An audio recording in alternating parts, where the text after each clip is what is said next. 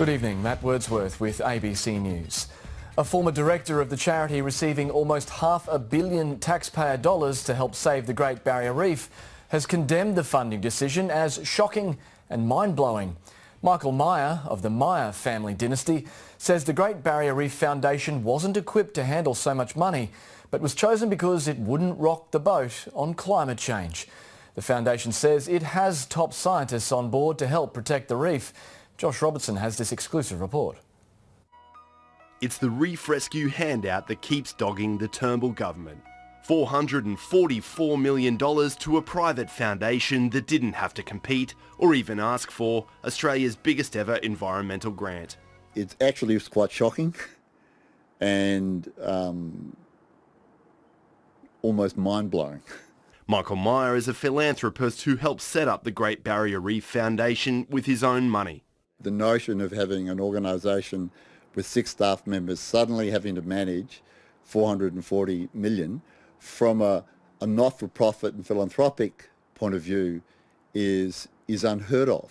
Mr Myer, who emerged from bankruptcy in 2015 and has supported the Greens, sat on the foundation's board for 2 years. But he has almost 40 years' experience dealing with grants through his family's Myer Foundation.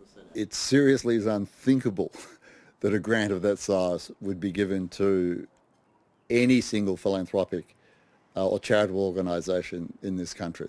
Mr Myer says he quit the board in 2002 because it was becoming more corporate and less interested in influencing policy. He believes the foundation is being used as cover for a plan that doesn't tackle the reef's main threat.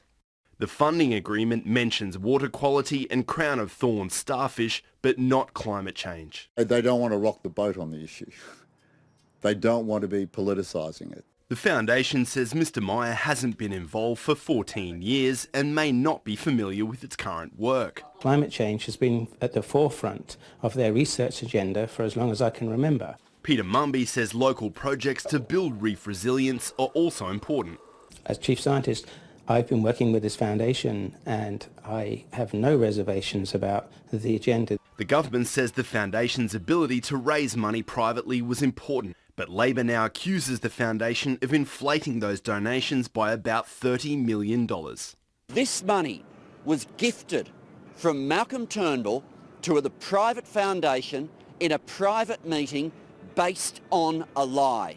It went through a full cabinet process. It was in the budget. It was in the appropriation bills that the Parliament has passed. The foundation maintains it always said its donation figure included government funding. Josh Robertson, ABC News, Brisbane.